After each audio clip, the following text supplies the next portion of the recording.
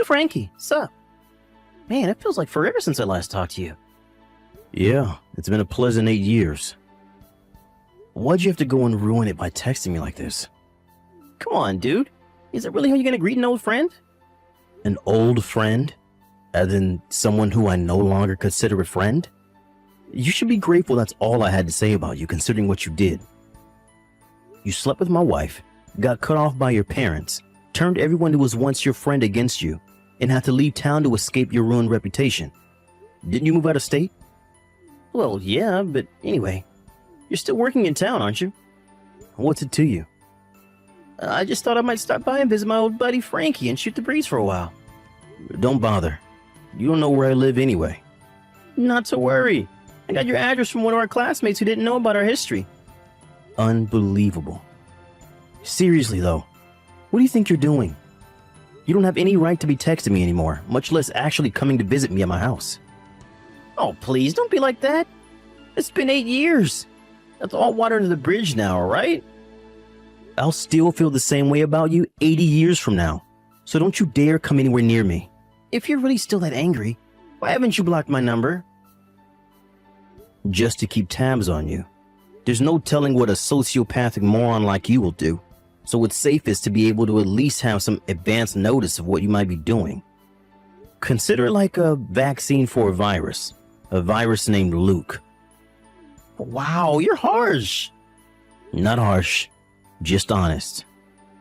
Well, if I'm gonna be honest, the truth is that your vaccine was a dud. Huh? What now? You got remarried, didn't you? Yeah, and? And you had a kid too, right? What's with these questions? I don't feel compelled to tell you anything about my life. Nah. You don't need to tell me anything. I already know everything. Tell you what, Frankie boy. I'm going to let you in on a little secret I've been keeping from you. Secret? Get this. You know that precious little baby your wife gave birth to? It's not yours. It's mine. What? What are you talking about? You don't have to believe me. But if you get a paternity test, it's not going to be yours. But seriously, what's with you? You haven't even seen your wife in 2 years. How did you not realize the baby wasn't yours when she told you she was pregnant? Do you not even know how babies are made? For real, Luke, what in the world are you talking about? You've never met my current wife. You don't even know her name. That's what you think. I'm like a home-wrecking ninja. I sneak in undetected and bam! Your wife is now my plaything. You should know that. It's how I stole your last wife from you. I was getting with her for 2 whole years and you didn't even notice. I only let you in on the whole thing because I got bored. What kind of idiot doesn't notice his wife with another guy for that long? You're such a loser. Are you gonna start making sense anytime soon? Huh? Who are you talking about? Luke, is this really you? Did someone take over your account or something? Or maybe you're just drunk out of your mind? Drunk? Well, maybe just a little. And it's the real me. I see. Well then, I don't want to deal with you for any longer than I have to, so I'll give you the bare minimum information necessary to get you to leave me alone. First off, I'm not living in our old town anymore. What? Second, I don't have any kids. Hold on. Oh, I get it. You're lying to try and get me to go away, aren't you? How pathetic. Sorry, Frankie boy. It's not gonna work. You're free to think whatever you'd like. I'm just telling you the truth. Now, if you excuse me, I need to get back to work, so I'll be taking my leave from this conversation now. Hey, hold on. I just told you I'm sleeping with your second wife. How can you be so chill about this? Not only that, the daughter that you thought was yours is actually mine. Should you be more, sad? I thought you'd be lying on the floor crying your eyes out by now. Well, I guess it doesn't really change my plan, so whatever. At first, I was planning on dumping her after I told you about our affair like the last time. But I actually kind of started to like her. That's why I got her pregnant, to make sure I could get her to divorce you and be with me. In other words, your wife and daughter are now mine. Everything went exactly as I planned. I win, you lose again. I hope you're ready to be a twice divorced loser. Be a pal and sign the paperwork as soon as you get it, okay?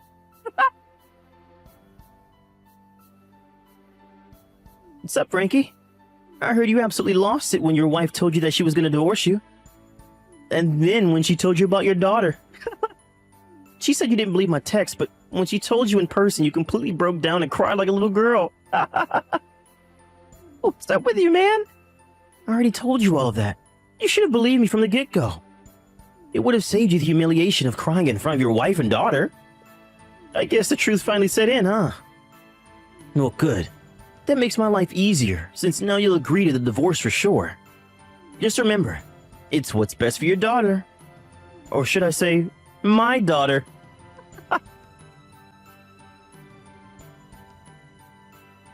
Yo, Frankie, what's your deal? You never responded to my text yesterday. Are you trying to ignore me? Seriously, dude, grow up. You're a grown man. You're gonna have to deal with this like an adult. I guess I'm gonna have to tell you something that'll make you reply to me for sure this time. Know what I'm gonna do? Your wife. In your house. You gotta move it along, man. At this rate, your wife's gonna give birth to my second kid before you divorce her. Just knock before you come in, alright? Come on, Frank. You're starting to tick me off now. I wanted to settle this once and for all yesterday. That's why I texted you while I was with your wife. But once again, you didn't even reply once. How long are you going to keep running away from me, Frank? Do you think this is all going to go away if you keep ignoring me? You're going to have to face me sooner or later, Frank. Now text me back, tonight. Your wife and daughter are mine, like it or not. Sorry I've kept you waiting, Luke. There you are. I was doing a little digging into something, so I thought I would hold on from replying until I had dug up what I was looking for. Digging? What do you mean? I see you're very confident that you've stolen my wife and daughter from me. The woman you're with, her name is Luna, right? Yeah, your wife Luna. That's what I've been saying. Luna isn't my wife. What? She's my younger brother's wife. Your younger brother's wife? You're really something else, Frank. I was your best friend when we were kids. I lived next door to you until 8 years ago, for crying out loud. I know you don't have a younger brother, so tell me another one. Actually, I didn't even know I had a younger brother until about 6 years ago. And since you were run out of town 8 years ago, there's no way that you would know about him. Wait, what? I don't understand. To be more precise, he's only my half-brother. So that means... Yeah, my parents got divorced when I was 3, so I know you knew that my dad had left us to move away. Well, yeah, I knew that. My dad got married to another woman, and they had a son, my half-brother Ken. Okay, go on. Ken got married last year, a little over 2 years ago. But just this last year, the company he was working for went bankrupt. So he had to move out of the company housing he had been living in up until then. At that point, my dad and Ken's mom had already divorced, and Luna's parents had passed away in a sudden accident several years prior. So since the two of them had nowhere else to go, and I happened to live nearby, I let them come and move in with me in my house for a while. Hold on. You said that you weren't living in our old town anymore. What's the deal? I'm just getting there. Be patient. Just about a month after Ken and his wife moved into my place, my company told me they were sending me to work at our company headquarters in another country. What the? Another country? I mean, you're not even in the country right now? That's right. My wife and I moved overseas together 10 months ago. And if everything goes according to plan, I'll be staying here for another 6 or 7 years. Seriously? And as for my old place, it was a rental house. So when I moved over here, I just had Ken take over the lease, and he and his wife kept on living there. Man, this is an insane story. I had no idea. Man, this sucks. I was feeling great thinking that I managed to break up 2 of your marriages. But she's not even your wife? Ugh. I went to all that trouble for nothing. Whatever. I'm done with you. Later, Frankie. Frank, you there? I'm in big, big trouble. You gotta help me out, dude. Ugh, what do you want now, Luke? You do understand that we live in different time zones, right? True time zones. I'm in full-on crisis mode, Frank. Go on. Your half-brother Ken, he's suing me. And Luna just showed up at my apartment door with her kid and all her stuff. Okay, and? I'm not sure what you're so surprised about. This is the only possible way this could have ended for you. What do you mean, why? You slept with a married woman, Luke. That means her husband, my half-brother Ken, can sue you for your part in her infidelity. Really? Don't tell me you forgot. You should have gotten the exact same papers in the mail when you slept with my first wife. That was when your parents agreed to foot the bill for the lawsuit settlement in exchange for cutting you out of their will. I guess I can understand how you forgot. At the time, you were just happy that your parents were going to pay it and wouldn't cost you a thing. I guess their act of kindness kept you from feeling the pain that hopefully would have taught you a lesson. And that's it. My parents. I can get them to pay for the lawsuit. Are you drunk again or just not paying attention? They cut you off, disowned you. What else am I supposed to do? Luna's here demanding that I support her and the kid. I don't have that kind of money. I'm barely getting by on my own. If I can't get my parents to help me, then how am I supposed to come up with the money to feed 2 more people? Well, I guess you could ask your parents to bail you out again. If you can find them. What do you mean? I know where my old house is. Was, not is. I looked it up and the place where your old house used to be is now a new apartment complex. What? It's gone? Why? Isn't it obvious? They sold it and moved away. Their reputation in the community took a nosedive thanks to your escapade with my first wife. I also can imagine it would be pretty uncomfortable living next door to the person whose wife their son slept with. So they probably wanted to put it all behind them and start fresh elsewhere. Where did they go? Don't ask me. I have no idea. You've got to have some idea. Nope, not a clue. Are we done here? I want to get back to sleep. Hey, you can't just go to sleep at a time like this. I told you, idiot. Oh, we live in different time zones. Yes, I definitely can go to sleep right now. That's not the issue. The issue is I'm having the crisis of a lifetime over here.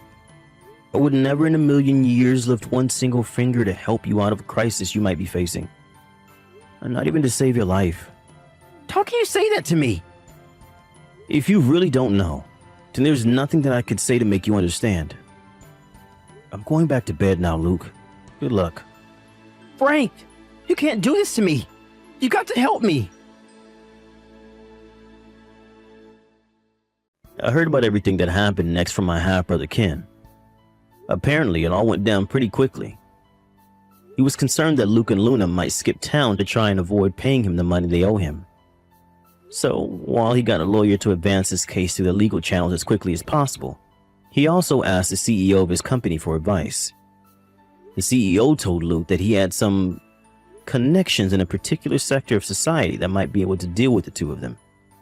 The CEO's acquaintance quickly agreed to take on the task of encouraging Luke and Luna not to leave town, and even gave them jobs and a place to live while they work off their debts to me. The company that hired them has a very strict disciplinary system in place, so I don't suppose the two of them will be causing any trouble in the near future. Plus, they're making all their payments on time.